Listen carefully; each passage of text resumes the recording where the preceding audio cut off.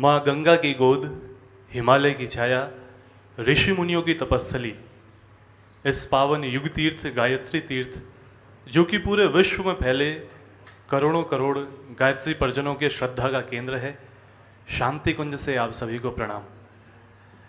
आज का ये पर्व जिस अवसर पर हम सभी इस पूर्व दिवस पर मिल रहे हैं साथियों, आप विश्व में कहीं पर भी हैं, लेकिन वर्ष 2020 के इस पावन गुरु पूर्णिमा के पर्व पर, इस अवसर पर हम सभी के मनोभाव कुछ विशेष हैं, क्योंकि मात्र शांति कुंज पधारने की आपकी इच्छा और आकांक्षा ही नहीं है, वरन तीव्र अभीप्सा से आप भले बैठे कहीं भी हों, आपका मन यहीं पर अपने शांति कुंज में है। इस विशेष अवसर पर जब पावन गुरु पूर्णिमा के इस पूर्व दिवस पर हम सभी आपस में मिल रहे हैं साथियों, इन बदली हुई परिस्थितियों में आरंभ से ही आप सबसे निवेदन और प्रार्थना रहेगी कि आप अपने घरों में हैं, आप विज्ञान के इस वरदान के माध्यम से आज हम सभी साथ में जुड़ रहे हैं, और शायद यही अखिल विश्व गायत्री परिवार की पूर्व तैयारी रही कि वर्षों पूर्व से ही डिजिटल प्लेटफॉर्म्स पर, सोशल मीडिया पर विविध माध्यमों से आप लोग कार्यक्रम देखते आए, और इस वर्ष विशेष रूप से हर वर्ष की घोषणाओं के साथ कुछ नई बातें यही जुड़ती हैं जब आमने सामने होकर के हम सब निवेदन करते थे कि आप सभी YouTube पर शांति कुंज वीडियोस YouTube चैनल को सब्सक्राइब कर लें, क्योंकि इस वक्त भी आप उसी के माध्यम से लाइव टेलीकास्ट देख पा रहे हैं।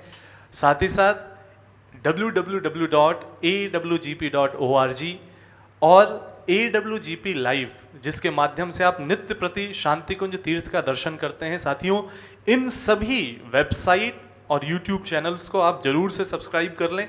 और साथ ही साथ अभी जो आप ये सजीव प्रसारण देख रहे हैं, हमारे अनेकों गायत्री परिजन विविध रूपों में सोशल मीडिया प्लेटफॉर्म पर यदि इसका लिंक ढूंढ रहे हो तो तत्काल आप अपने वेब ब्राउजर पर जाकर के या सोशल मीडिया प्लेटफॉर्म पर जाकर के इस लाइव टेलीकास्ट को आप शेयर करें और विविध माध्यमों से उन तक पहुंचाएं, तो निश्चित ही ज़्यादा से ज़्यादा लोग इससे लाभान्वित हो सकेंगे।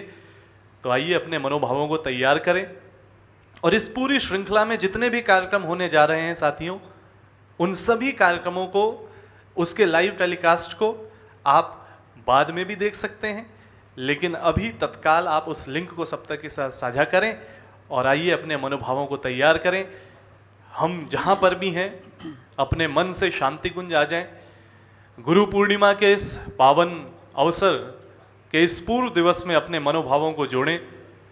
श्रद्धायुक्त भावना से आइए सविता देवता का स्मरण करते हुए, पूज्य गुरुवर के उस दिव्य ओज, कांति, वर्चस्व का अनुभव करते हुए, पूर्ण भावों को उनके चरणों में समर्पित करते हुए श्रद्धानत हो आइए समवेत स्वर में गायत्री मंत्र का गान करें और अपने मनोभावों को तैयार करें।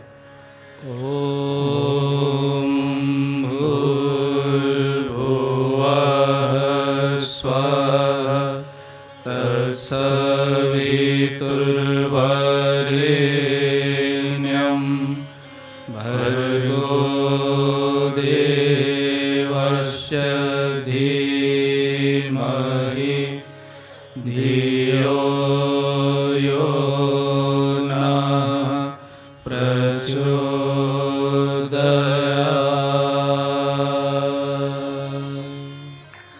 सामान्य स्थिति में आ जाएं। एक बार पुनः से आप सभी का स्वागत है, अभिनंदन है। आत्मीय परिजनों, ये हम सभी के जीवन का परम सौभाग्य है कि हम सब युग ऋषि, वेदमूर्ति, तपोनिष्ठ पंडित श्री राम शर्मा आचार्य जी के शिष्य हैं। इस जन्म में क्या, अनेकों जन्मों का यह परम सौभाग्य कि हमें ऐसे गुरु साक्षात जीवन में मिले, जिनके मिलने मात्र से ही हमारे कई जन्मों के पुण्य फलित हुए और हम सब इस योग्य बने कि आज के इस विभीषिका के युग में भी हम कुछ सृजनात्मक सोच पाते हैं और कुछ करने का प्रयास करते हैं। इस वैश्विक संकट के दौर में जब कोरोना नाम की महामारी ने जन जन के मनों में संताप भर दिया है, तो ऐसे अवसर पर भी युग ऋषि के सप्त आंदोलनों को लेकर के अभी भी सारी सतर्कताओं को बरतते हुए विविध माध्यमों से लोगों के मनों के परिष्कार और सेवा के भाव के क्षेत्र में गायत्री परिजन अपने कार्यों में जुटे हुए हैं। उन सभी का अभिनंदन है साथियों। और इस गुरु पूर्णिमा के पावन पर्व की यह शुरुआत इस पूर्व दिवस में आइए हम सभी एक प्रज्ञा गीत के माध्यम से युग ऋषि के उन्हीं संकल्पों का बोध करें, उनके उस आवाहन को एक बार पुनः से अनुभव करें और उन्होंने किस भूमिका में हम सभी को यह सौभाग्य दिया है, इसको अनुभव करने का ये समय है। मैं अपने युग गायकों से निवेदन करूंगा कि गुरुदेव की वह वाणी, उनके वह विचार कि परिवर्तन के बिना न होता विभीषिका का नाश, मूर्धन्यो जागो औरों से रही न कोई आस। वो मूर्धन्य कौन है? तो वो आप हैं, और आप जैसे वो सभी गायत्री परिजन हैं, वो सभी जीवित जागृत जीवंत मानवता और इंसानियत के वो द्योतक हमारे ऋषिपुत्र हैं जो पूरे विश्व में फैले हैं। तो आइए आप सभी का आवाहन करते हैं गुरु पूर्णिमा के इस पूर्व दिवस में अपने भावों को एक बार पुनः से नए उत्साह से भरने के लिए श्रवण करते हैं इस प्रज्ञा गीत का। और साथियों, इस पूरे क्रम में पूरी दत्त चित्त भाव से आइए इसको जुड़ें। प्रस्तुत है युग गायकों द्वारा प्रज्ञा गीत परिवर्तन के बिना न होता विभीषिका का नाश।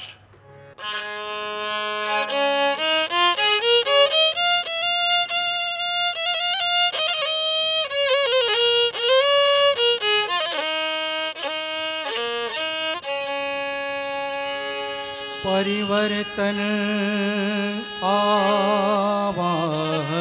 करता, प्रतिभावों का आज पाप पतन से ग्रसित हुआ सारा मनुज समाज।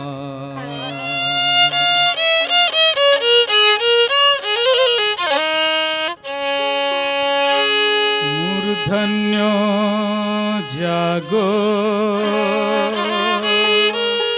मूर्धन्यो जागो, मूर्धन्यो जागो।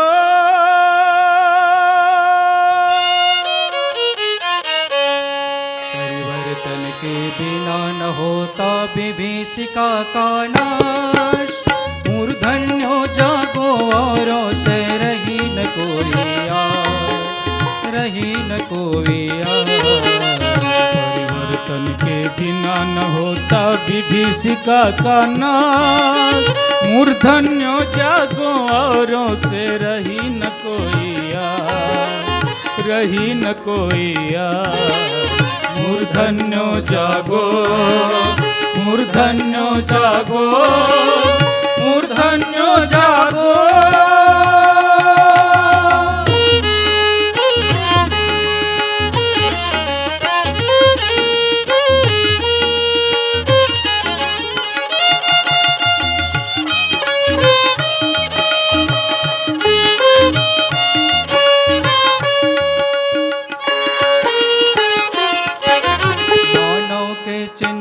चरित्र में आज असुरता छाई, पाप पतन में रस लेने की वृत्ति सभी में आई। मानव के चिंतन चरित्र में आज असुरता छाई, पाप पतन में रस लेने की वृत्ति सभी में आई। है अभाव से दुखी राष्ट्र, जनसंख्या बढ़ती जाती और युद्धों की होड़ लग रही, मानवता अकुलाती। है अभाव से दुखी राष्ट्र, जनसंख्या बढ़ती जाती, अणुयुद्धों की होड़ लग रही, मानवता अकुलाती। प्रकृति शुद्ध हो उठी आज फिर सहा न जाता त्रास। मूर्धन्यो जागो औरों से रही न कोई आस, रही न कोई आस। प्रकृति शुद्ध हो उठी आज फिर सहा न जाता त्रास। मूर्धन्यो जागो औरों से रही न कोई आस, रही न कोई आस। मूर्धन्यो जागो, मूर्धन्यो जागो, मूर्धन्यो जागो।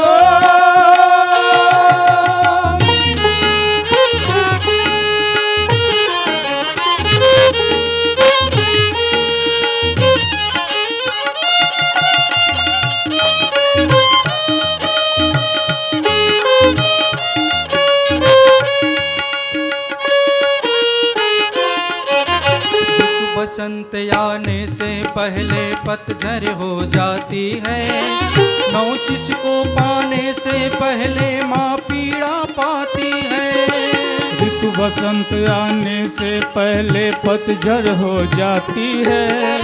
नव शिशु को पाने से पहले माँ पीड़ा पाती है। नए भवन के लिए पुराने खंडहर ढाए जाते, ढाए खंडहर की छाती पर नए उठाए जाते। नए भवन के लिए पुराने खंडहर ढाए जाते, नए खंडहर की छाती पर नए उठाए जाते। चंद्रगुप्त चाणक्य बदलते इसी तरह इतिहास। मूर्धन्यो जागो औरों से रही न कोई आस, रही न कोई आस। चंद्रगुप्त चाणक्य बदलते इसी तरह इतिहास। मूर्धन्यो जागो औरों से रही न कोई आस, रही न कोई आस। मूर्धन्यो जागो, मूर्धन्यो जागो, मूर्धन्यो जागो।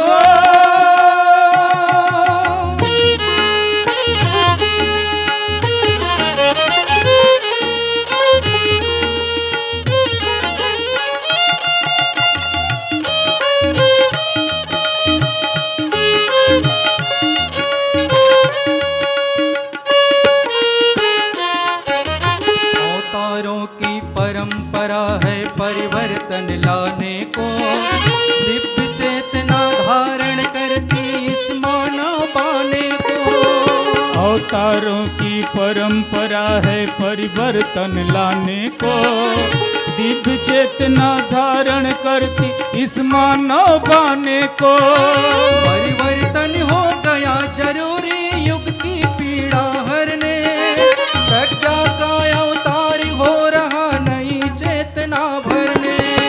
परिवर्तन हो गया जरूरी युग की पीड़ा हरने।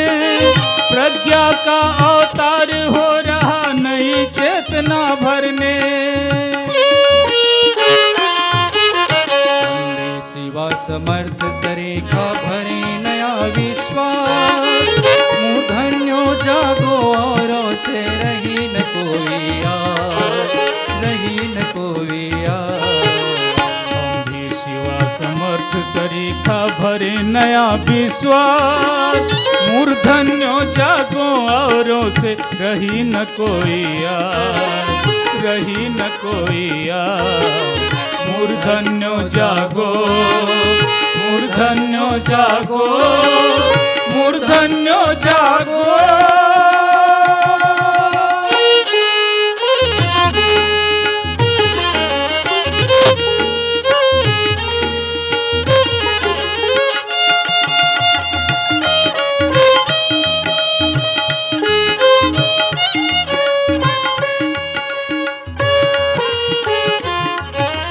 जनमानस के दृष्टिकोण को फिर बदला जाना है। परशुराम का और बुद्ध का कम फिर दोहराना है। जनमानस के दृष्टिकोण को फिर बदला जाना है।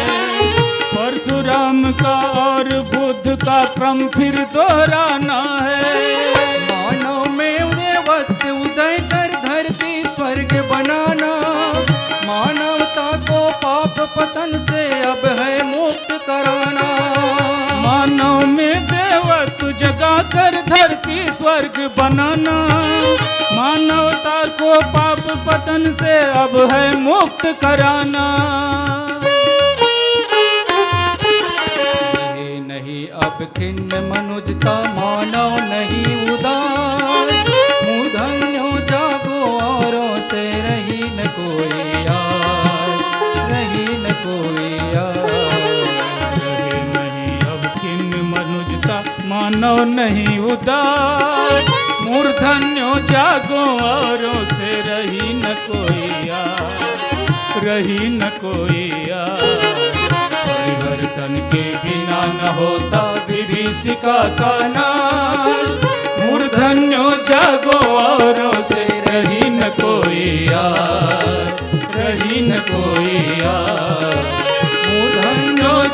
औरों से रही न कोई आस, रही न कोई आस। मूर्धन्यो जागो औरों से रही न कोई आस, रही न कोई आस। मूर्धन्यो जागो, मूर्धन्यो जागो, मूर्धन्यो जागो।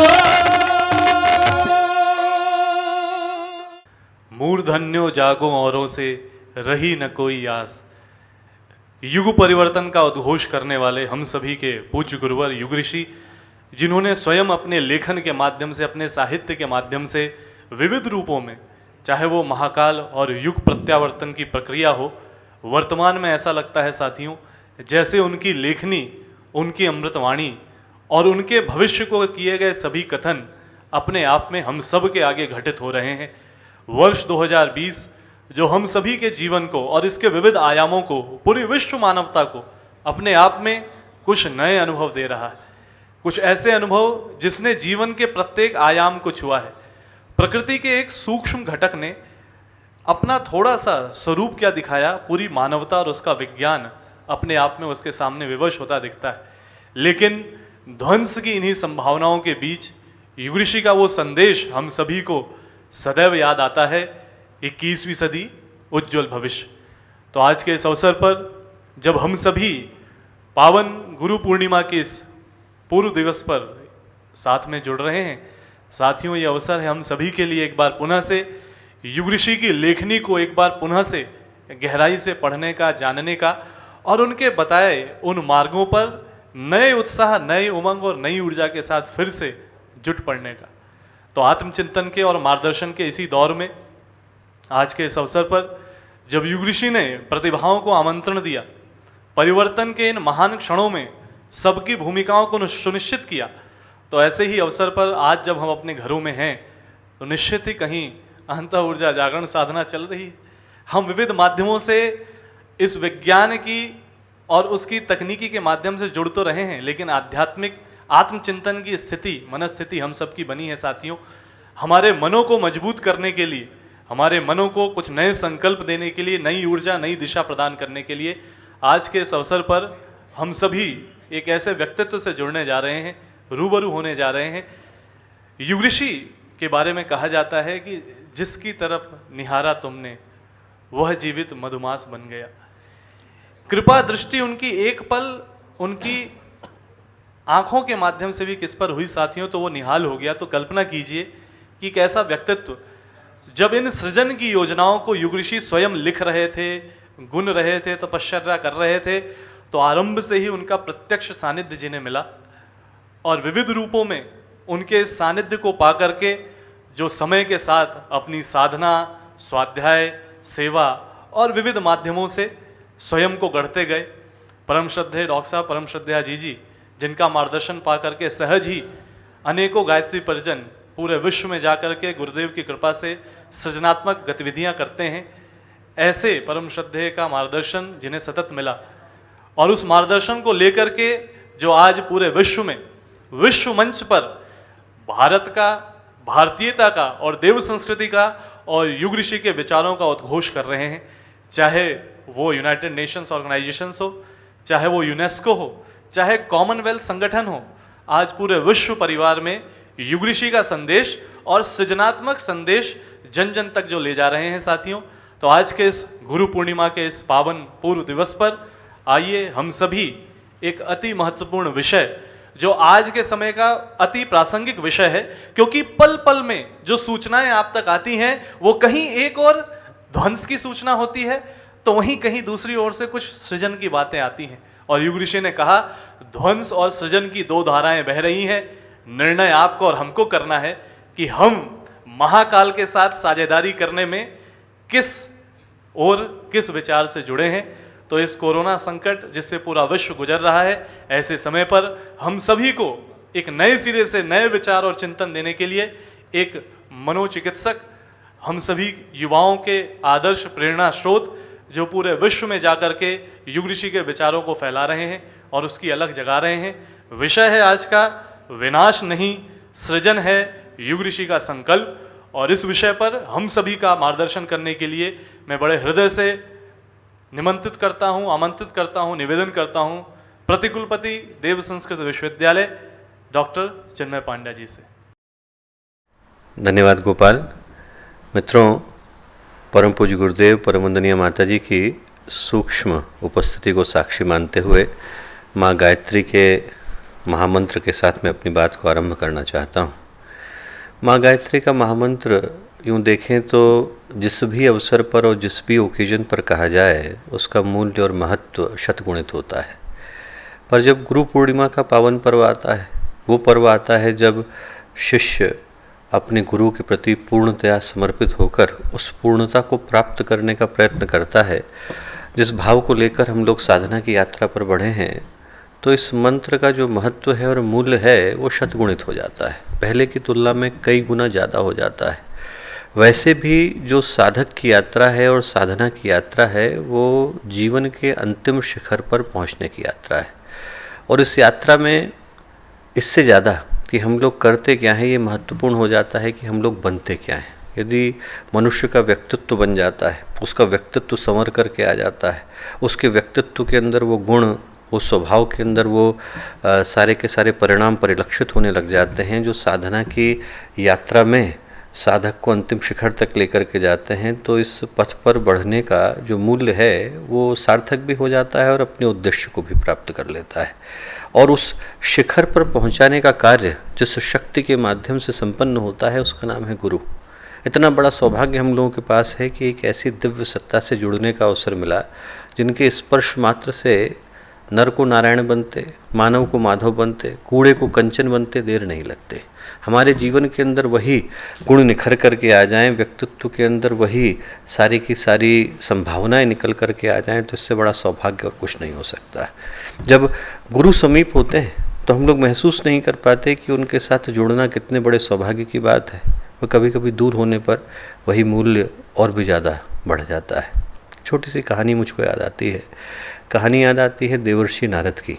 देवर्षि नारद जो है वो अपनी एक जिज्ञासा लेकर भगवान विष्णु के पास गए और उनसे बोले कि भगवान एक बात बताइए कि जब व्यक्ति होता है और उसके पास सद्गुरु से जुड़ने का अवसर मिलता है तो ऐसा उनके स्पर्श में क्या आता है कि उसके व्यक्तित्व के अंदर कुछ श्रेष्ठ परिवर्तन हो जाता है। जब वो उनके साथ बैठता है तो क्या उसके अंदर आता है। तो भगवान बोले कि आप सत्संग का महत्व जानना चाहते हैं। बोले हाँ, ये जानना चाहते हैं कि सद्गुरु के पास बैठने में व्यक्ति के व्यक्तित्व के अंदर क्या परिवर्तन होता है। बोले हाँ, यही जानना चाहता हूँ।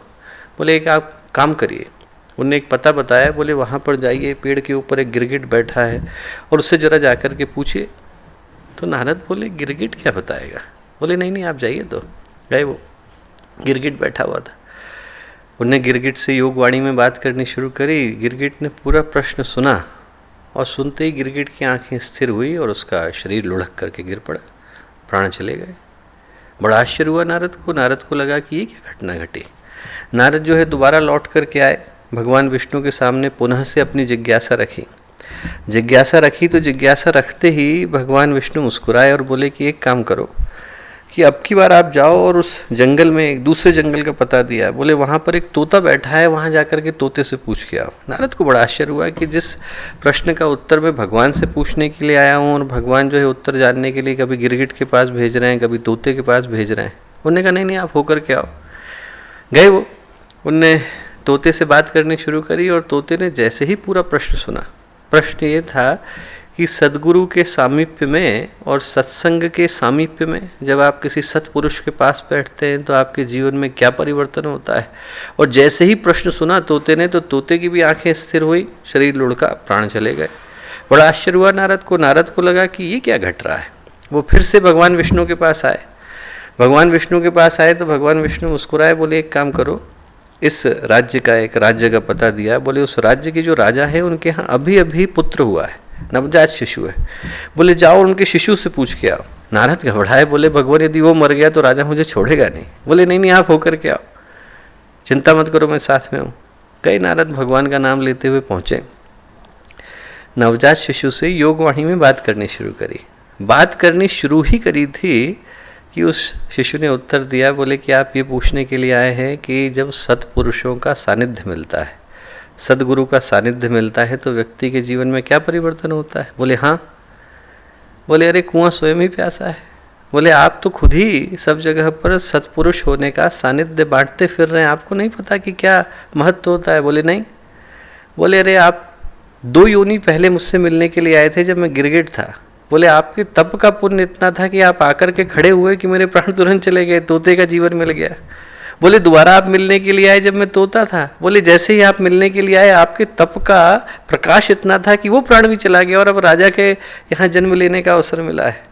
बोले सत्पुरुषों का सानिध्य इतना होता है कि उनके स्पर्श मात्र से पशु योनि से पक्षी की और पक्षी से मनुष्य की और मनुष्य में भी राजा के यहाँ जन्म लेने का अवसर मिल पाता है। ऐसा सौभाग्य हम लोगों को मिला, ऐसे सदगुरु के साथ जुड़ने का, उनके स्पर्श को पाने का अवसर मिला, जिनके स्पर्श मात्र से अनगढ़ सुगढ़ बन जाते हैं। आदमी कितना भी नीचे गिरा हुआ हो पर उसे जीवन के और अपने व्यक्तित्व के सबसे ऊंचे शिखर पर पहुंच पाने का सौभाग्य मिल जाता है। वो सौभाग्य हमें भी मिले। इस भाव के साथ एक बार माँ गायत्री के इस महामंत्र को हम लोग साथ साथ बोलें। इस भाव के साथ बोलें कि हमारे जीवन के अंदर, व्यक्तित्व के अंदर गायत्री मंत्र का जो प्रकाश है वो नई संभावनाओं को, नए गवाक्षों को खोलता हुआ जाए। इस भाव के साथ माँ गायत्री का महामंत्र एक बार साथ साथ। ओम भूर्भुवः स्वः तत्सवितुर्वरेण्यं भर्गो देवस्य धीमहि धियो यो नः प्रचोदयात्।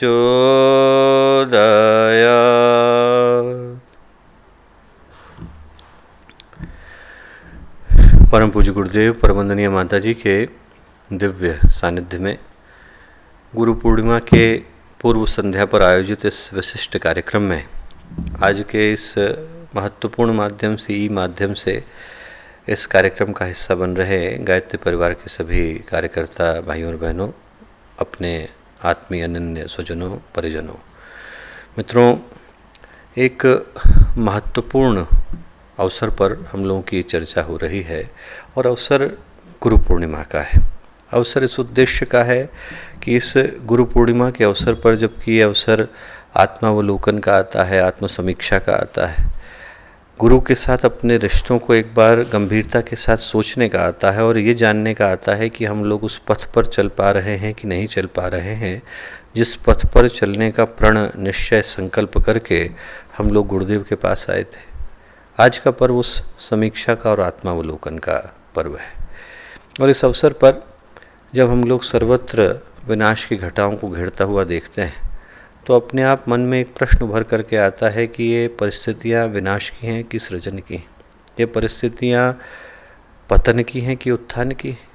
ये परिस्थितियाँ अंधकार की हैं कि प्रकाश की? यदि हम लोग उस विषय के परिप्रेक्ष्य में परम पूज्य गुरुदेव के चिंतन का स्मरण करते हैं तो मुझे हमारी वसीयत और विरासत जो परम पूज्य गुरुदेव की आत्मकथा है उसमें उनका लिखा हुआ एक अध्याय स्मरण आता है। गुरुदेव ने उसमें एक अध्याय लिखा है, विनाश नहीं सृजन हमारी भविष्यवाणी।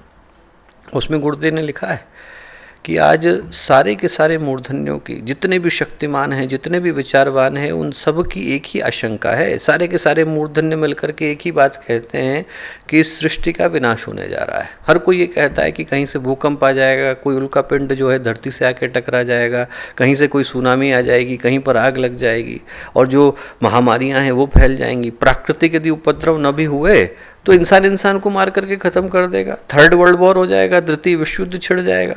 इस तरह की बात जो है ज़्यादातर मूर्धन्य कहते हैं, ज़्यादातर विचारवान, ज़्यादातर शक्तिमान कहते हैं।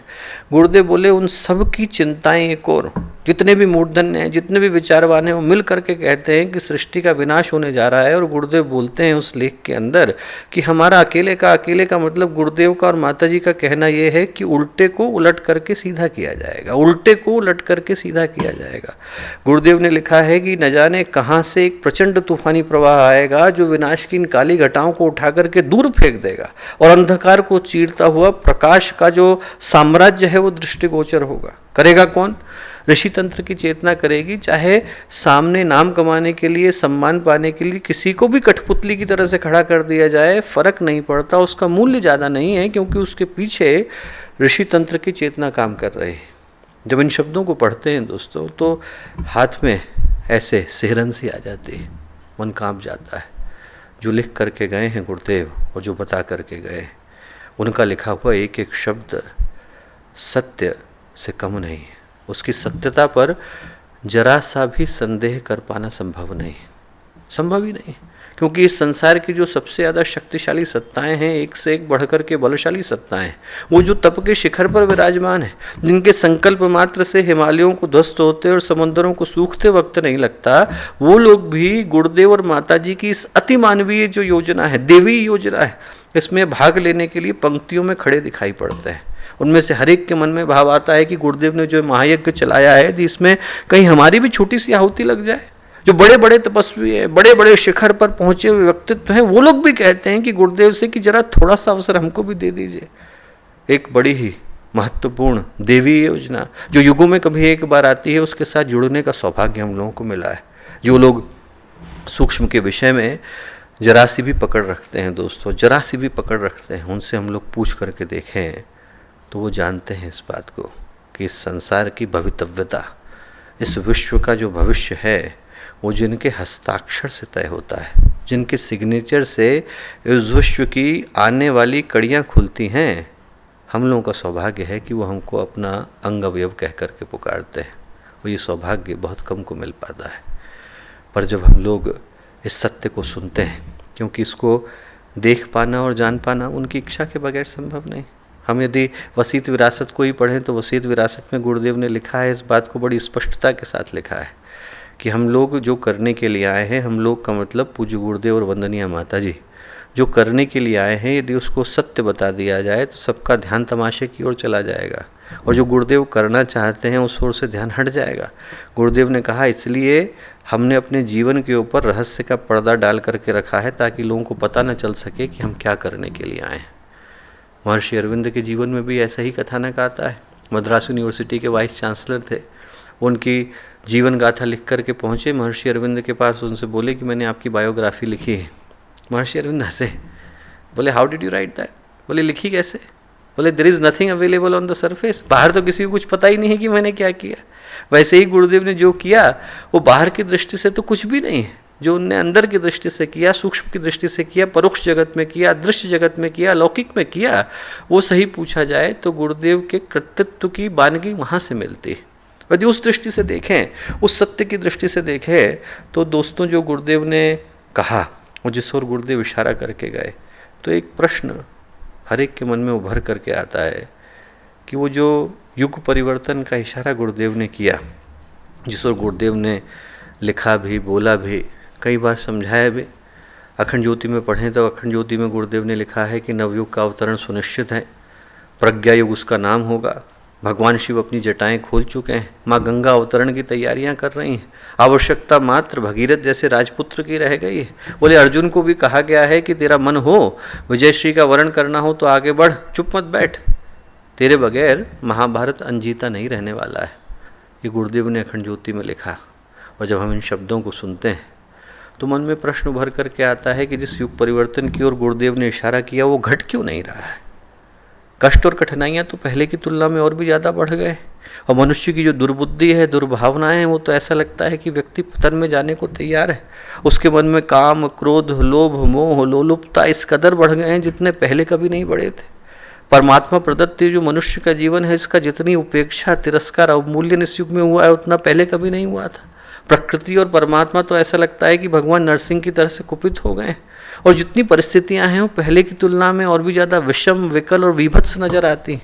और इनसे भागने का कहीं उपाय भी नजर नहीं आता। आदमी जाए तो जाए कहाँ? जब पूरा संसार ही अंधकार की परिधि में आ जाए तो आदमी जाए तो जाए कहाँ, करे तो करे क्या? ऐसे में प्रश्न उभर करके आता है कि ऐसा क्यों घट रहा है। यदि हम लोग इस प्रश्न का, जो ये विनाश की और विभत्सता की और विकरालता की घड़ियाँ दिखाई पड़ती हैं, इनका सही उत्तर जानना चाहें तो इसका उत्तर हम लोग 3 तरह से पा सकते हैं। एक तो एक पौराणिक आख्यान को याद करके, हम में से हर कोई उसी पौराणिक आख्यान को याद करके बड़ा हुआ है, और वो कहानी देवासुर संग्राम की है। देवता और असुर मेरू पर्वत को मथनी बना करके, वासुकी नाग को रस्सी बना करके समुद्र को मथने चले। शास्त्र कहते हैं कि उसमें से 14 रत्न निकल करके आए। शब्द इस्तेमाल किया गया है रत्न निकल करके आए, और सबसे पहला रत्न क्या निकला? जहर, विष, हलाहल, कालकूट, सबसे पहले तो वही निकला। और उसको पीने के लिए भगवान महादेव को, भगवान महाकाल को आगे आना पड़ा। यदि उनने उसको अपने कंठ में धारण न किया होता, नीलकंठ न बने होते, तो सृष्टि का विनाश सुनिश्चित था। जो कहानी का अर्थ है वो बिल्कुल स्पष्ट है। मानवता को अमृत का पान कराना हो तो किसी न किसी को आगे बढ़ करके विष का पान करना जरूरी हो जाता है। वो जहर यदि न समेटा जाए तो औरों के हिस्से में अमृत नहीं आ पाता। इसीलिए गुरुदेव ने जब अखंड ज्योति की शुरुआत करी और गायत्री परिवार की शुरुआत करी तो लिखा क्या? लिखा, सुधा बीज बोने से पहले कालकूट पीना होगा, पहन मौत का मुकुट, विश्वहित मानव को जीना होगा। यदि विश्व का हित करना है और सुधा का पान करना है तो उससे पहले किसी न किसी को तो कालकूट पीना होगा, किसी न किसी को तो मौत का मुकुट पहनना होगा। यदि अमृत का पान करना है तो फिर जहर पीना जरूरी हो जाता है। ये जो परमात्मा की बनाई हुई योजना है उसमें हमेशा से ऐसा होता आया है दोस्तों, हमेशा से यही ही होता आया है कि यहाँ पर सौभाग्य की राहें कष्टों के पथ से गुजरने के बाद खुलती हैं। पहले किसी को जहर पीना पड़ता है तब जाकर के अमृत उपलब्ध हो पाता है। पहले किसी भगीरथ को तपना पड़ता है तब जाकर के गंगा का अवतरण हो पाता है। पहले भगवान राम को राम राज्य के लिए यदि कमाना है तो पहले वनवास पर जाना पड़ता है। पांडवों को पहले अज्ञातवास पर जाना पड़ता है तब जाकर विजयश्री उनके हिस्से में आ पाती है। कष्टों की राहों से न गुजरें, जहर को यदि पीने का साहस न रखें तो अमृत के अधिकारी बन पाने का सौभाग्य नहीं मिल पाता। जो वो पौराणिक आख्यान हमें याद दिलाता है वो एक बात स्पष्टता से याद दिलाता है कि इस संसार में जब तक व्यक्ति अंधकार के लिए तैयार न हो तब तक प्रकाश की किरणों को झेल पाने की सामर्थ्य उसके अंदर नहीं आती। दुख के लिए, यदि तितिक्षा के लिए, यदि कष्ट के लिए, कठिनाइयों के लिए हमारे कंधे मजबूत न हो तो सौभाग्य को वहन कर पाने की सामर्थ्य भी उनके अंदर नहीं होती। संघर्षों के मध्य से ही तो सौभाग्य की राहें निकल करके आती। पहली बात जो पौराणिक आख्यान याद दिलाता है वो यही याद दिलाता है कि जहर पीने के बाद ही अमृत की राहें खुल पाती हैं। और दूसरी बात जो ये पौराणिक आख्यान याद दिलाता है वो ये याद दिलाता है कि संसार में दोनों तरह की परिस्थितियां भगवान ने बनाई हैं। एक का नाम विनाश है, दूसरे का नाम सृजन है। वे दोनों दिखने में विपरीत दिखाई पड़ती हैं पर एक ही सिक्के के दो पहलू हैं, एक दूसरे के साथ अन्योन्याश्रित भाव से जुड़े हुए हैं। जैसे रात और दिन को अलग नहीं किया जा सकता, सुख और दुख को अलग नहीं किया जा सकता, वैसे ही ये दोनों एक दूसरे के साथ गंभीरता से जुड़े हुए हैं। जब भगवान ने अपने आप को अलग नहीं किया तो हम अलग करने वाले कौन होते हैं? वही भगवान शिव हैं। वो कभी रौद्र रूप दिखाते हैं तो रुद्र बन जाते हैं, कल्याण के प्रतीक होते हैं तो शिव बन जाते हैं। वही माँ है, यदि खप्पर में लेकर के घूमती हैं खून को तो काली बन जाती हैं, चामुंडा बन जाती हैं, नहीं तो माँ गायत्री और भगवती बन जाती हैं। एक ही शक्ति के दोनों रूप निकल करके आते हैं। एक ही शक्ति का एक स्वरूप जो है ध्वंस का है तो दूसरा स्वरूप जो है सृजन का हो जाता है। और इस संसार में ये गंभीरता के साथ नियम है कि यदि ध्वंस न किया जाए, विनाश न किया जाए तो सृजन की परिस्थितियां बन ही नहीं पाती। बिल्डिंग यदि गलत बन गई हो और उसको तोड़ा ना जाए तो उस जगह पर नई बिल्डिंग को बना पाना संभव ही नहीं। हम चाहें कि नई बिल्डिंग बन जाए पर पुरानी बिल्डिंग को न तोड़ा जाए तो कैसे संभव है? यदि पुरानी व्यवस्था को तोड़ा ना जाए, यदि जो जर्जर हो चुका है उस खंडहर को हटाया ना जाए तो वहां पर नई इमारत को ला पाना संभव ही नहीं है। यदि कोई उस समय में देखे तो उसके मन में कष्ट जरूर आएगा कि क्या तोड़ा जा रहा है। तोड़ा वही जा रहा है जिसको तोड़ने के बाद सृजन की संभावनाएं निकल करके आती हैं। यदि उस पुरानी बिल्डिंग को न तोड़ा जाए तो नई इमारत का निर्माण संभव नहीं। यदि माँ प्रसव की पीड़ा से न गुजरे तो नई आत्मा को जन्म दे पाना संभव नहीं। यदि डॉक्टर चीरा लगाने से मना कर दे, ऑपरेशन करने से मना कर दे, घाव में से पस निकालने से मना कर दे तो घाव को भर पाना संभव नहीं। यदि नींव का पत्थर जो है अपने ऊपर हथौड़ा ठुकाने से मना कर दे तो इमारत को खड़ा कर पाना संभव नहीं। यदि बीज जो है वो टूटने से और उसकी जो परत है वो गलने से मना कर दे तो उसमें से नए अंकुर का जन्म ले पाना संभव नहीं। टूटना और टूटने के बीच में से नए का निकलना, ये सृष्टि की लंबी चली आ रही परंपरा है। हिरण्यगर्भ सूक्त में ऋग्वेद में कहते तो हैं ऋषि, परमेष्ठी ऋषि कहते हैं, ना सदा सीनो सदा सित दानी नासी द्रजो न व्योमा परो यत किमावरी वह कुहश शर्म नंभ किमासीत गहनम गभीरम न मृत्युरारित अमृतम न तर रही न रात्रयान्न आसित पे का। वो कहते हैं कि भाई शुरू से चली आ रही है कहानी, इधर मृत्यु आती है तो उधर से अमृत निकल करके आता है, इधर से रात आती है तो उधर से दिन आता है, इधर से अंधकार होता है उधर से प्रकाश आता है। ये परिस्थितियाँ एक दूसरे के साथ गंभीरता के साथ जुड़ी हुई हैं। इसको यदि हम लोग इस दृष्टि से देखें दोस्तों, कि जैसे नवरात्रि का समय होता है तो नवरात्रि के समय में आपको ज्वारे उगाने हो एक कटोरी के अंदर उगाते हैं, पर यदि आपको खेती करनी हो, फसल लगानी हो, अनाज उगाना हो, ज्वार उगाने हो, बाजरा उगाना हो, गेहूँ उगाना हो, तो आप कटोरी के अंदर खेती करने थोड़ी जाते हैं। कोई ट्रैक्टर लेकर कटोरी के अंदर नहीं उतरता। तब आपको किसान की तरह से व्यवस्था बनानी पड़ती है, आपको पूरी मिट्टी जोतनी पड़ती है, निराई गुड़ाई करनी पड़ती है, वहाँ से खरपतवार को हटाना पड़ता है, तब जाकर के वो मिट्टी इस लायक बन पाती है कि उसके अंदर बीज विकसित हो सके। यदि नवयुग का बीज इस सृष्टि के अंदर पनपाना है, विकसाना है, खरपतवार को तो हटाना पड़ेगा। वो जो गंदगी है उस मिट्टी को उस लायक तो बनाना पड़ेगा कि उसके अंदर परमात्मा का प्रकाश, माँ गायत्री की प्रज्ञा ऋतंभरा अवतरित हो सके। गंगा को धारण करने के लिए भगवान शिव को अपनी जटाएं खोलनी पड़ी थी। उस लायक परिस्थितियां बनानी पड़ेंगी जिसके ऊपर उस प्रकाश का अवतरण हो सके। यदि कोई उस समय में आकर के देखे कि अरे साहब यहाँ पर तो बड़ी कुदाली निकली हुई है, हल निकला हुआ है, किसी के हाथ में फावड़ा है और किसी कोई जो है उखाड़ने में लगा हुआ है, तो उसको देख करके कोई घबरा जाएगा कि ये ध्वंस हो रहा है कि सृजन हो रहा है। हो तो सृजन ही रहा है, पर ध्वंस के बाद ही सृजन हो सकता है। कोई यदि डॉक्टर को उस समय में देखे जब वो ऑपरेशन करने जा रहा है, हाथ में स्कैल्पल है, खून निकल रहा है, कहेगा डॉक्टर है कि हत्यारा है? अरे साहब यह ये है, पर पहले घाव में चीरा तो लगाएगा, तभी तो इंसान ठीक हो पाएगा। वो दोनों चीज़ें एक दूसरे के साथ जुड़ी हुई हैं। यदि हम ध्वंस के समय में देखें और सोचें कि ध्वंस हो रहा है कि सृजन हो रहा है, तो हो तो सृजन ही रहा है, पर विनाश के बाद ही तो सृजन हो पाता है। कोई यदि इन परिस्थितियों में देखे और कहे कि नवयुग आ रहा है कि कलयुग आ रहा है, कलयुग आ नहीं रहा, कलयुग जा रहा है, पर जाने से पहले टाटा बाय बाय तो ढंग से कर रहा है। उसको भी तो अपना डायलॉग ढंग से बोलने का हक है। यदि उसको भगवान ने एक अवसर दिया है तो उसको भी तो अपना डायलॉग पूरा बोलने का हक है। जाने से पहले, पर्दा गिरने से पहले यदि वो भी अपना डायलॉग बोल लेना चाहता है तो दिक्कत क्या है? आने की परिस्थितियाँ यही है कि आएगा तो सत्ययुग, आएगा तो नवयुग, पर बिना विनाश को झेले संभव नहीं। हम ये सोचें कि विनाश बाईपास हो जाए और सीधे सृजन मिले, ये संभव नहीं। आपको गुजरना तो उधर से ही पड़ेगा। जैसे नींव को खोदे बगैर भवन को बना पाना संभव नहीं। वो एक प्यारी सी कथा आती है भगवान बुद्ध की। उनके यहाँ एक व्यक्ति आया, भगवान बुद्ध का प्रवचन सुना तो बन गया भिक्षु। मन में बड़ा उसकी अधीरता थी, उसको लगता था हर चीज़ फटाफट मिल जाए, तुरंत मिल जाए। 2 दिन उसने साधना करी, कोई परिणाम नहीं निकला। भगवान बुद्ध के पास आया, बोले कोई शॉर्टकट बताइए। भगवान बुद्ध बोले बेटा तितीक्षा करो, प्रतीक्षा करो। 10 दिन उसने फिर कोशिश करी, फिर मन उछटा, फिर भगवान बुद्ध के पास गया, बोले साहब कोई रास्ता बताइए ना, जल्दी हो जाए। भगवान बुद्ध बोले तितीक्षा करो बेटा, प्रतीक्षा करो। 1 महीना ऐसे ही चला। 1 महीने के बाद उसका मन हटने लगा कि साहब मुझे तो कोई समाधि हो नहीं रही, मेरा मन तो निर्वाण को प्राप्त नहीं हो रहा, कोई मेरे अंदर बुद्धत्व आया नहीं। तो उसने मन ही मन जो है भगवान बुद्ध को भी उल्टा सीधा कहना शुरू कर दिया और प्रवचन में भी जाना बंद कर दिया, सीखना भी बंद कर दिया, साधना भी बंद कर दी। एक दिन भगवान बुद्ध के पास पहुंचा और बोला कि मैं जाना चाहता हूँ छोड़ के, मैं जो सोच करके आया था वो तो आपके पास मिला नहीं। भगवान बुद्ध बोले बिल्कुल जाओ बेटा, पर जाने से पहले एक कहानी सुन जाओ। बोले हाँ सुनाइए। बोले एक नगर के अंदर 2 सेठ रहा करते थे और दोनों एक दूसरे से बड़ी ईर्ष्या करते थे, दोनों में बड़ी प्रतिस्पर्धा थी, बड़ी कंपटीशन थी।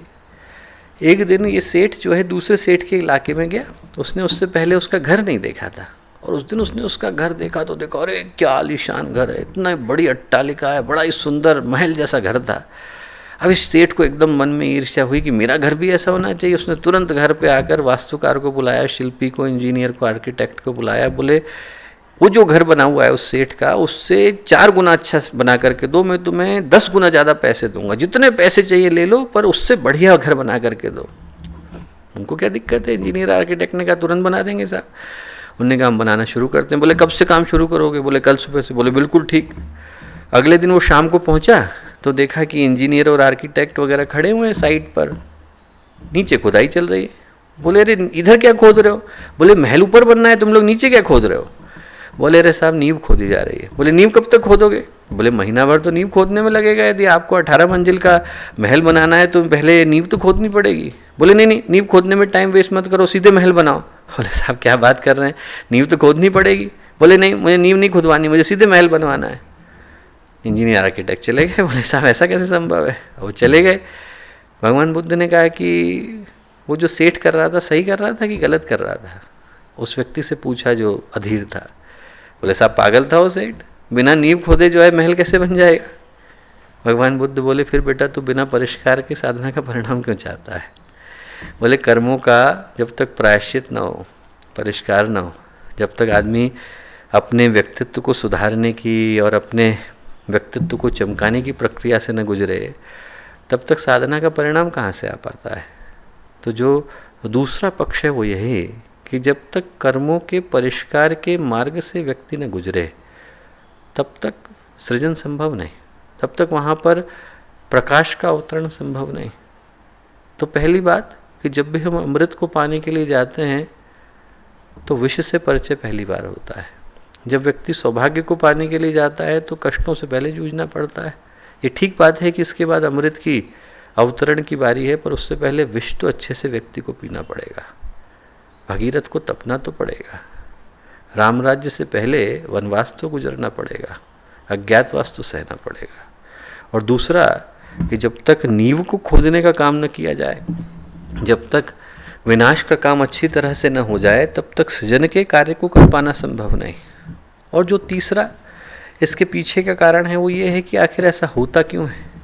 ऐसा इसलिए होता है दोस्तों क्योंकि इसी के माध्यम से जो अनर्गल तत्व हैं, अराजक तत्व हैं, उनको हटाने का काम हो पाता है। दुनिया में 90% लोग, बल्कि 95% लोग बहुत अच्छे हैं, वो सामान्य शिक्षाओं से सुधर जाते हैं। जितने संत अब तक आए, जितने महापुरुष आए, सारे कुल मिलाकर के एक ही जैसी शिक्षा तो देते हैं। हर कोई यही तो कहता है कि साहब सत्य का पालन करो, धर्म का पालन करो, अच्छा करो। कौन कहता है कि बुरा करो? हर कोई एक ही तरह की शिक्षाएं देता है और उन शिक्षाओं को सुनकर के व्यक्ति सुधर भी जाते हैं। 95%, 98% उन शिक्षाओं पर चलना चाहते हैं, धर्म के पथ पर आगे बढ़ना चाहते हैं, अच्छा करना चाहते हैं। सिर्फ 2 या 3, ज़्यादा से ज़्यादा 5% ऐसे लोग होते हैं जिनके ऊपर किसी शिक्षा का कोई असर नहीं होता, और उन्हीं लोगों के लिए हनुमान जी को गदा उठानी पड़ती है, भगवान शिव को त्रिशूल उठाना पड़ता है, भगवान कृष्ण को सुदर्शन तानना पड़ता है। उन्हीं लोगों के लिए, बाकियों के लिए नहीं करना पड़ता। दुर्योधन की कहानी आपको याद होगी। जब अज्ञातवास पूरा हो गया तो अज्ञातवास के पूरा होने के बाद सबने कहा कि साहब लौटाओ राज्य, नहीं लौटाएंगे। विदुर ने कहा आधा आधा करो, नहीं करेंगे। भगवान कृष्ण आए, बोले भैया तू 5 गांव दे दे, ज़्यादा की बात ही नहीं कर रहे हैं हम, 5 गांव दे दे, 5 भाइयों को एक गांव मिलेगा, मस्त रहेंगे। क्या बोला? सूच्यग्रम नैव दास्यामि बिना युद्धेन केशव, सुई की नोक के बराबर जमीन भी बिना लड़े नहीं देंगे। तब भगवान क्या बोले? याचना नहीं अब रण होगा। बहुत भीख मांग ली, अब केवल लड़ाई होगी। याचना नहीं अब रण होगा, फिर कभी नहीं वैसा होगा, भाई पर भाई टूटेंगे, श्रृंगाल बाज सुख लूटेंगे, आखिर तो भूषाई होगा, हिंसा का पर्दाई होगा। ये बोल करके गए भगवान। तब भगवान को बोलना पड़ा कि भाई सारी बातें, अब तक की सारी शिक्षाएं बता दी, सुनने को तैयार नहीं है तो करें क्या? अब सुदर्शन उठाने की मजबूरी। 99 गालियाँ तो भगवान ने शिशुपाल की भी सुन ली थी, फिर बोले 100 का कोटा नहीं है भाई, अब की बार में सुदर्शन चलेगा। तो बहुत सारे लोग के लिए तो शिक्षाएं पर्याप्त होती हैं, कुछ के लिए नहीं होते, और उन्हीं के लिए भगवान को कहना पड़ता है कि निश्चरहीन करूँ मही भुज उठाए प्रणकीन। उन्हीं के लिए जो है भगवान कृष्ण को कहना पड़ता है यदा यदा हि धर्मस्य ग्लानिर्भवति भारत अभ्युत्थानमधर्मस्य तदात्मानं सृजाम्यहं परित्राणाय साधूनां विनाशाय च दुष्कृतां धर्म संस्थापनार्थाय संभवामि युगे युगे। युग युग में एक बार मुझको आना पड़ता है। जब ऐसा अंधकार बढ़ जाता है, ऐसा अधर्म, ऐसी अनीति, ऐसी अराजकता बढ़ जाती है, तो उसको हटाने के लिए स्वयं आना पड़ता है। तो उसके पीछे का तीसरा कारण ये है दोस्तों कि इन विनाश की परिस्थितियों में से भगवान संतुलन निकालना चाहते हैं। ये परमात्मा की बनी बनाई सुव्यवस्था का अंग है। जितने महापुरुष आते हैं उनको इस कष्ट से गुजरना पड़ता है, उनकी योजनाओं को गुजरना पड़ता है, उनके संगठनों को, उनके परिवारों को गुजरना पड़ता है, गुजरना ही पड़ता है, हर व्यक्ति को गुजरना पड़ता है, क्योंकि गुजरे बगैर इस सौभाग्य को प्राप्त कर पाना संभव नहीं। भगवान के विषय में गुरुदेव ने लिखा है कि भगवान कृष्ण भगवान तो बाद में बने, पहले उनको जो है दूध के दांत नहीं निकले थे, उससे पहले पूतना का विष पीना पड़ा। बोले उससे पहले वो अजासुर, बकासुर, अघासुर, कालिया नाग, न जाने किन किन के साथ लड़ना पड़ा। अभी तो भगवान छोटे से बच्चे थे, भगवान राम और लक्ष्मण छोटे छोटे थे, तो न जाने किससे, सुबाहु से, ताड़का से, उनसे लड़ना पड़ा। घर दूषण, शूर्पणखा के साथ लड़ाई करनी पड़ी। अभी तो छोटे छोटे ही थे। भगवानों को इस परीक्षा से गुजरना पड़ता है, तो इंसान को भी गुजरना पड़ता है। ऐसा कौन है जिसको नहीं गुजरना पड़ा हो? हरिश्चंद्र को नहीं गुजरना पड़ा क्या? प्रहलाद को नहीं गुजरना पड़ा क्या? कबीर को नहीं गुजरना पड़ा क्या? सुधनवा को नहीं गुजरना पड़ा क्या? हर व्यक्ति को गुजरना पड़ता है। द्रौपदी को गुजरना पड़ा, मोरध्वज को गुजरना पड़ा, हर व्यक्ति को गुजरना पड़ता है। रामकृष्ण परमहंस ने अपने अंतिम समय में जो बातचीत हुई, और बड़ी प्यारी घटना है। स्वामी रामकृष्ण परमहंस के गले में कैंसर था। गुरुदेव का जो पूर्व का जीवन, तो कैंसर था, और एक बार जो है वो अंत समय में खाने की चीज़ के लिए बोलते थे। तो बार बार बोलते थे, तो सबको लगता था कि अब तो कैंसर है, और ऐसी कोई लिप्सा भी नहीं है स्वामी रामकृष्ण परमहंस के मन में, फिर क्यों लेते हैं? उन्होंने कहा कि एकमात्र यही कारण रह गया है इस संसार से बंधे रहने का, और जिस दिन मैंने खाना छोड़ दिया उस दिन शरीर भी छोड़ दूंगा। 3 दिन पहले शरीर छोड़ने के खाने की थाली लेकर के आई शारदा माँ, तो रामकृष्ण परमहंस ने थाली को दूर कर दिया। उनकी आंख से आंसू गिर पड़े, उनको पता चल गया कि अब शरीर छोड़ने वाले हैं। तो रामकृष्ण परमहंस ने जो अंतिम बात शारदा माँ से कही, वो क्या कही? उन्होंने कहा कि माँ, जो सहे सो रहे, जो सहन कर लेता है वो यहाँ पर रह लेता है। सहना तो महापुरुषों को पड़ता है। सहना न पड़ता होता तो महर्षि अरविंद को ये क्यों कहना पड़ता? उनके साथ के सहयोगी थे, 20 दिन से भोजन नहीं मिला था, तो उनने अपने मित्र को चिट्ठी लिखी। उनने कहा मैं तो रह लूँगा, इन लोगों के लिए कष्ट होएगा। बोले भगवान को तो अंतिम समय में हेल्प करने की आदत है। बोले भगवान तो लास्ट मिनट पे ही हेल्प करते हैं, तब तक तो परीक्षा लेते हैं। बोले हम लोग तो सह लेंगे, हम तो महापुरुष हैं, पर ये लोग तो सामान्य हैं, इनके लिए तो थोड़ी कृपा करो। सहना पड़ता है व्यक्ति को, उन कष्टों से, कठिनाइयों से गुजरना पड़ता है। तो ऐसे समय में हम लोगों की जिम्मेवारियां क्या हो जाती हैं? हम लोगों की जिम्मेवारियां ये हो जाती हैं दोस्तों कि पहला तो इस दृष्टि से आत्मसमीक्षा कर लें कि यदि इस बहाने ही सही ये व्यक्ति देख सकता है कि यदि हमारे क्रियाकलापों के अंदर, गतिविधियों के अंदर कहीं पर कोई शिथिलता आ रही हो, तो उसको रवां कर देने का ये अच्छा समय है। यदि किसी कारण से हमें लगता है कि हमारे मैनेजमेंट में कहीं कोई शिथिलता थी, एडमिनिस्ट्रेशन में कहीं कोई शिथिलता थी, हमारे करने के तरीके के अंदर कुछ निष्क्रियता आ रही थी और हम लोग पुरानी ही व्यवस्था को चलाए जा रहे थे, तो उसको बदल करके नया करने का अच्छा समय है। एक नए भाव के साथ, नई सोच के साथ परिवार को नया चिंतन देने का अच्छा समय है। वैसे भी गुरुदेव ने गायत्री परिवार के सृजन सैनिकों को एक योजना का हिस्सा बनाया है। हम लोग क्रांति का हिस्सा बन करके आए हैं, यदि हम लोग शांत होकर के बैठते हैं, ऐसा सोचें कि हम लोग सैनिक हैं और हर एक सैनिक के हाथ में गुरुदेव ने तलवार पकड़ा दी है, तो यदि खाली समय में व्यक्ति होता है तो तलवार तो चलाने की आदत है, वो एक दूसरे पे चलाता है। इससे अच्छा है कि व्यक्ति योजना पे चलाए, एक योजना को ध्यान केंद्रित करके उस जगह पर अपने कार्य को करने के लिए आगे बढ़े। एक कहानी आती है, विराटनगर के राजा थे सुकृति, उनका एक हाथी था लहुश्रृंग, सबसे आगे युद्ध में चला करता था। और जब युद्ध में चलता था तो आगे लोग नगाड़े बजाते हुए चलते थे, युद्ध का जो बैंड होता है उसकी आवाज़ सुन करके आगे चलता था। बूढ़ा हो गया तो उसको लोगों ने धीरे करके पहले दूसरे नंबर पर, तीसरे नंबर पर, चौथे नंबर पर और अंत में बिल्कुल पीछे की तरफ खड़ा हो गया। एक दिन राजा का काफिला जा रहा था और देखा कि लहुश्रृंग जो है एक दलदल में फंस गया। दलदल ज़्यादा नहीं था पर वो उसमें से निकले ही नहीं। बहुत कोशिश कर ली निकालने की, नहीं निकले। मंत्री को बुलाया गया। मंत्री ने कहा इसका बड़ा साधारण सा उपाय। उन्होंने कहा क्या? मंत्री ने युद्ध के बैंड वालों को बुलाया। उन्होंने कहा तुम लोग बैंड बजाओ। जैसे ही बैंड बजाया गया वैसे ही लहुश्रृंग एकदम बाहर निकल करके आ गया। बोले अरे युद्ध का हाथी है, इसको आप ऐसे ही छोड़ोगे तो काम नहीं होएगा। हम लोग युद्ध के सैनिक हैं। हम लोगों को जब तक कार्यक्रम नहीं मिलेंगे, गतिविधियां नहीं मिलेंगी, आदमी शिथिल और निष्क्रिय होने लग जाता है। लौ श्रृंग की तरह से हम लोग हैं। निरंतर गतिविधियां, निरंतर कार्यक्रम, एक से एक बढ़कर गुरुदेव की योजनाएं, प्रज्ञा मंडलों की स्थापना, युवा मंडलों की स्थापना, महिला मंडलों की स्थापना, घर घर में गायत्री, घर घर में यज्ञ, हर जगह पर अखंड ज्योति की सदस्यता, जो जो नए नए काम हो सकते हैं, वो सारे नए कामों को हमें लेने की आवश्यकता है। ज़्यादा से ज़्यादा युवा भाइयों को जोड़ने की आवश्यकता है। ज़्यादा से ज़्यादा घरों में देव स्थापना कराने की आवश्यकता है। नए नए कार्यक्रमों की योजना बनाने की आवश्यकता है। और ये यदि गतिविधियां चलती हैं युद्ध की तरह से, हमारी तैयारी चलती है, तो अपने आप व्यक्ति के प्राण जो हैं स्पंदित रहते हैं। जहां शिथिलता आती है, जहां निष्क्रियता आती है, जहां ठहराव आता है, वहां पर व्यक्ति अपने आप को शांत महसूस करने लग जाता है। गति हमारे जीवन का अभिन्न अंग है, प्रवाह, उसको निष्क्रियता में न बदला जाए, आगे बढ़े। तीसरा, ऐसे समय में अपनी साधना को, अपनी श्रद्धा को, अपनी भावना को और मजबूती देने की आवश्यकता है। ये समय परिवार की एकजुटता का है। ये समय इस तरह का है जिसमें हर व्यक्ति को एक होने की आवश्यकता है। गुरुदेव ने, वंदनीय माता जी ने बड़े प्रेम के साथ इस पौधे को और सींचा है, उसको पुष्पित पल्लवित किया है, आगे बढ़ाया है, रोपा है। उसको हम लोगों की एकजुटता की आवश्यकता है। हम लोग एक हैं, कभी हम लोग बट नहीं सकते, बिखर नहीं सकते। हम लोग 5 हों, पांडवों की तरह से रहें, 100 होकर कौरवों की तरह रहने से बेहतर है। हम लोग एकजुट रहें, प्रेम से रहें, संगठित रहें और आगे बढ़कर गुरुदेव के उस काम को करने का प्रयत्न करें जिस काम को करने के लिए हम लोग यहाँ पर आए थे।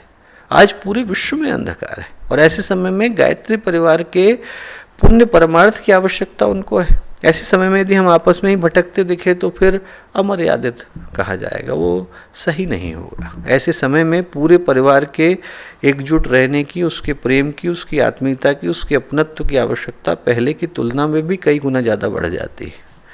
और जो अंतिम बात है वो ये है कि इस बात पर पूर्ण भरोसा रखने की आवश्यकता है कि ये परिवार, गायत्री परिवार, संगठन, योजना जिनकी है वो बहुत ही ऊंचे और बहुत ही महान व्यक्तित्व हैं। 1986 की अखंड ज्योति को आप पढ़ें, उसमें गुरुदेव ने लिखा है कि किसी को चिंता करने की आवश्यकता नहीं, निश्चिंत रहें। सारी दुनिया की चिंताएं एक और हमारे अकेले का निश्चय और उद्घोष एक और। ये शब्द नहीं कहें कि हमारी सोच, ये नहीं कहें कि हमारी कल्पना, हमारा निश्चय और उद्घोष एक और। गुरुदेव ने कहा है कि पूरे विश्व के ऊपर एक ढाल तान दी गई है, उसको भेद पाना संभव नहीं। कौन कह सकता है इतनी बड़ी बात? जो पूरे विश्व के संरक्षण की जिम्मेवारी अपने ऊपर ले, अपने परिवार की जिम्मेवारी उनके पास नहीं होगी। जिनने 1000 साल का विश्व का भविष्य रचा होगा, उनको ये न पता होगा कि 30 वर्ष बाद हमें अपने परिवार को कहाँ ले जाना है, गायत्री परिवार को कहाँ ले जाना है, संगठन को किन ऊंचाइयों पे ले जाना है। वो भी संभव है, पर उसके लिए हम लोगों को अपने विश्वास को सदा के लिए मजबूत रखने की आवश्यकता है, हमेशा के लिए रखने की आवश्यकता है। एक घटना आती है, जब अर्जुन की कहानी सब लोगों ने सुनी होगी कि अर्जुन जो थे उनने जब छोटे थे और धनुर्धरी का इम्तहान हो रहा था तो द्रोणाचार्य ने एक ही शर्त रखी। उनने पानी के ऊपर जो पेड़ था और पेड़ के ऊपर उनने एक चक्र बांधा और चक्र को घुमा दिया, उसमें मछली बांध दी। हर एक को पता है, हम लोग सब उसी को पढ़ पढ़ के बड़े हुए हैं। और जब व्यक्ति तीर चलाने को हुआ तो नीचे प्रतिछाया देख करके तीर चलाना था। उनने हर एक से पूछा कि क्या दिख रहा है। किसी ने कहा कि पेड़ दिख रहा है, किसी ने कहा आकाश दिख रहा है, किसी ने कुछ कहा, किसी ने कुछ कहा। अर्जुन ने कहा मछली की आंख के अलावा कुछ नहीं दिख रहा। उन्होंने कहा तुम तीर चलाओ, तुम सफल होगे। तो एक घटना घट गई बचपन में, जब पांडवों ने अपना महल बनाया और दुर्योधन वहाँ पर आया तो उन लोगों के मन में फिर से हुआ वही ईर्ष्या, वही प्रतिस्पर्धा फिर से जन्म ली। उन्होंने कहा अब फिर चला के दिखाओ, वैसे ही आप तीर चला के दिखाओ, देखें कि आपके अंदर वही धनुर्धरी की योग्यता अभी भी है कि नहीं है। तो उनने सब कुछ वैसे ही बांधा, वैसे ही पेड़ लिया, वैसे ही तालाब के अंदर एक पेड़ लिया गया, उसमें मछली बांधी गई, सब कुछ हुआ। अंतर मात्र इतना किया कि उनने पानी के अंदर खूब सारी लहरें पैदा कर दी ताकि उसकी प्रतिच्छाया न दिखे। भगवान कृष्ण को अर्जुन ने याद किया। उन्होंने कहा भगवान क्या करूं? भगवान कृष्ण बोले पूरे ध्यान के साथ, पूरी एकाग्रता के साथ अपना तीर चलाओ। अर्जुन बोले वो तो मैं वैसे ही करने वाला था, फिर आप क्या करेंगे? यदि मैं एकाग्रता के साथ तीर चलाऊंगा तो आप क्या करेंगे? भगवान कृष्ण बोले पानी कौन शांत करेगा अर्जुन, पानी मैं शांत करूँगा। घटाएं गुरुदेव छाटेंगे, हम लोग अपना काम तो करें। घटाए तो वो छाट ही लेंगे, हम लोगों को अपना काम करने की आवश्यकता है।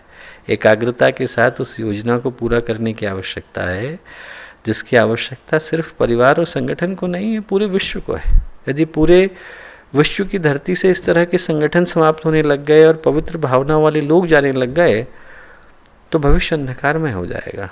ये योजना एक छोटे से समूह की नहीं है, देवी योजना है, परमात्मा की योजना है, गुरुदेव की योजना है, भगवान की योजना है, और इसको ठहराने का कार्य कोई कर नहीं सकता।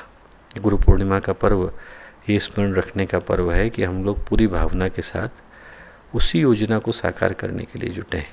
परिस्थितियाँ भले से विकराल नज़र आती हैं, विभत्स नज़र आती हैं, और सृजन की राहें भी इन्हीं के बीच में से निकल कर के आने वाली हैं। इन्हीं के मध्य से निर्माण की संभावनाएं भी जन्म लेने वाली हैं। पहले परिचय विष से होता है, तभी आदमी को अमृत पाने का सौभाग्य मिल पाता है। पहले इन्हीं संघर्ष की राहों से गुजरने के बाद सौभाग्य मिल पाता है। ये समय हम लोगों के एक होने का है। हम लोग सदा से एक थे, सदा एक हैं और सदा एक रहने वाले हैं। परिवार कभी बिखर नहीं सकता, और इसी परिवार के मध्य से हम लोग गुरुदेव की उस योजना को भी साकार रूप देंगे, जिस योजना को साकार रूप देने के लिए आज हम लोग यहाँ पर आए हैं। सभी लोगों को इतनी देर तक इन बातों को इस माध्यम से, इन शब्दों को सुनने के लिए बहुत सारी शुभकामनाएं, बहुत सारी मंगल कामनाएं। हमारे YouTube चैनल शांति कुंज वीडियो गायत्री परिवार को सब्सक्राइब करें एवं बेल आइकन जरूर दबाएं ताकि गायत्री परिवार की विभिन्न गतिविधियों की जानकारी आपको मिलती रहे।